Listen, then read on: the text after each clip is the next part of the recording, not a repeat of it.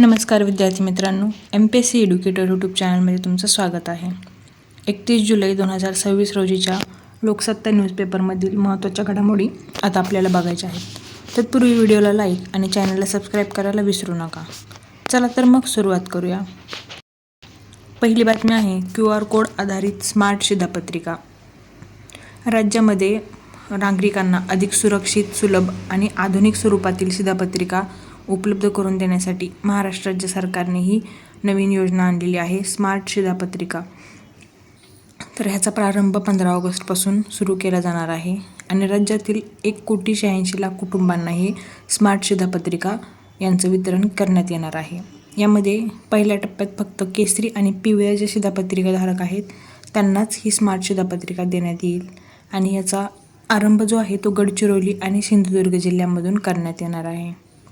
या योजनेअंतर्गत राष्ट्रीय अन्न सुरक्षा योजना तसेच APL शेतकरी या योजनेतील पात्र शिधापत्रिका धारकांना सुद्धा ही स्मार्ट शिधापत्रिका निःशुल्क उपलब्ध करून देण्यात येणार आहे. पुढे आहे 102 रुग्णवाहिकासाठी कॅशलेस पेट्रो कार्ड. तर प्रश्न असा येऊ शकतो की कॅशलेस पेट्रो कार्ड कशाशी संबंधित आहे, तर रुग्णवाहिकेशी संबंधित. राज्यातील म्हणजेच महाराष्ट्र राज्यातील आरोग्यसेवा आणि अधिक तंत्रस्नेही करण्यासाठी शासन प्रयत्नशील असून त्यासाठी त्यांनी कॅशलेस पेट्रो कार्ड हा उपक्रम राबवलेला आहे. प्रश्न असाही विचारला जाऊ शकतो की कॅशलेस पेट्रो कार्ड कोणत्या राज्याचा उपक्रम आहे, तर महाराष्ट्र राज्य.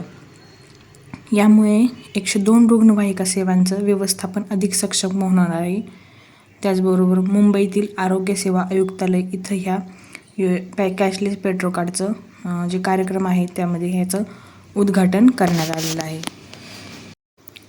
राष्ट्रकुल क्रीडा स्पर्धा ज्या दैनंदिन आपण कामगिरी बघत असतो भारतातील खेळाडूंची, त्यामध्ये दिलीप महादूची कामगिरी आता आपल्याला बघायची आहे. सुवर्णपदक त्यांनी मिळवलेलं आहे. ते नाशिक जिल्ह्यातील तवरा डोंगरा या आदिवासी गावातील आहेत. पॅरा धावपटू यांनी राष्ट्रकुल क्रीडा स्पर्धेच्या 100 मीटर T47 या शर्यतीमध्ये सुवर्णपदक जिंकलेलं आहे आणि मोहम्मद बासिल यांना रौप्य पदक मिळालेलं आहे.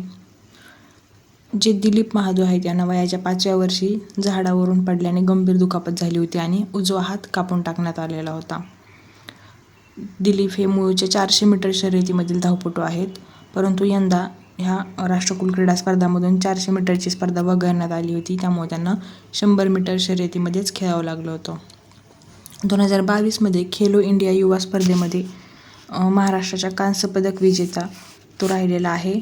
4x400 मीटर रिले या संघाचा तो सदस्य होता आणि 2023 आशियाई पॅरा स्पर्धांमध्ये T47 या गटातील 400 मीटरमध्ये त्याने सुवर्णपदकसुद्धा आंतरराष्ट्रीय स्तरावर जिंकलेलं आहे. त्याचबरोबर 2024च्या पॅराऑलिम्पिक स्पर्धेमध्ये सुद्धा त्यांनी भारताचं प्रतिनिधित्व केलेलं होतं.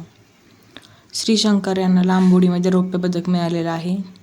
मुरली श्रीशंकर असं त्यांचं नाव आहे आणि लांब उडीमध्ये सलग दुसऱ्यांदा त्यांना रौप्य पदक मिळालेलं आहे.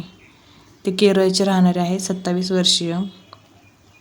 अंतिम फेरीमध्ये 8.09 मीटरची उडी घेत दुसऱ्या स्थानकावर त्यांनी रौप्य पदक पटकावलेलं आहे.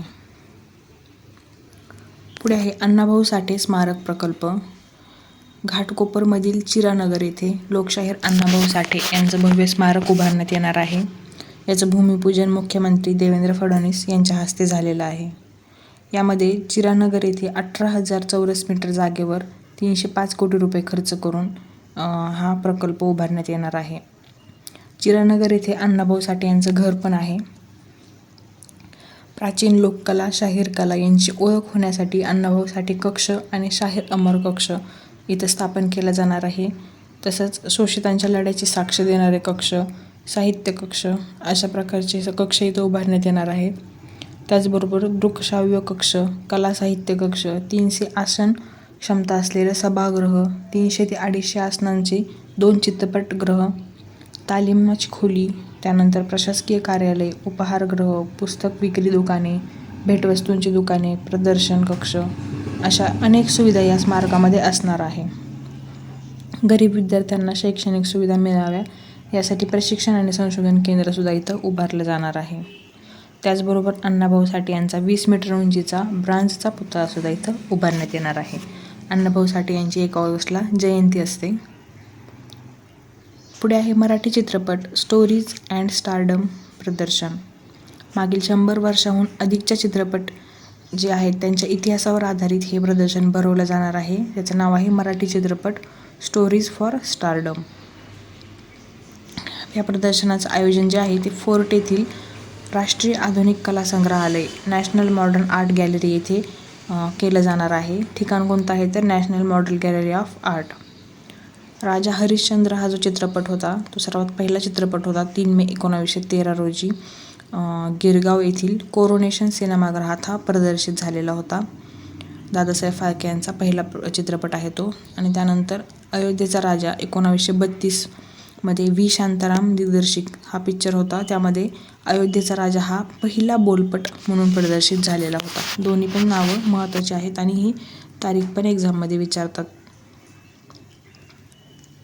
पुढे आहे ब्रिगेडियर बसंतकुमार पोनवर यांचे निधन वार्ता आहे. ते निवृत्त ब्रिगेडियर आहेत. बसंतकुमार BK पोनवर असं त्यांचं नाव आहे.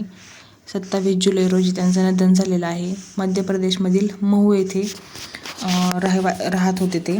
वयाच्या 77व्या वर्षी त्यांचं निधन झालेलं आहे. BK असं त्यांचं टोपण नाव आहे. नक्षलवाद विरोधी आणि जंगल वॉरफेअर रणनीतीचे ते तज्ज्ञ होते. 1969 मध्ये पुण्याच्या राष्ट्रीय संरक्षण प्रबोधिनी NDA मधून उत्तीर्ण होऊन त्यांनी मराठा लाईट इन्फंट्रीच्या पहिल्या बटालियनमध्ये प्रवेश केला होता. 1971चे जे बांगलादेश युद्ध होतं त्यामध्ये मुक्तिवाहिनीसह जमिनीवर महत्त्वपूर्ण कामगिरी त्यांनी बजावलेली आहे. तसंच युद्धाच्या वेळी 57 माउंटन ब्रिगेडमध्ये ते कार्यरत होते.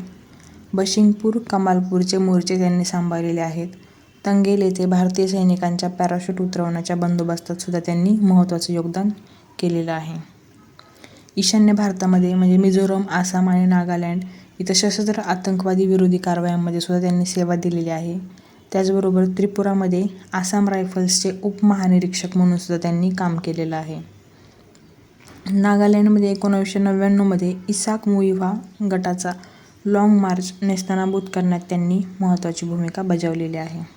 मच्छीमारांच्या जाळ्यांसारखी रणनीती आखून त्यांनी नक्षलवाद्यांची नाकेबंदी केलेली आहे. ज्यामध्ये 5 ते 6 किलोमीटर ते 10 ते 20 किलोमीटर अंतरावर हे जाळ्यांची ते रचना करत असत.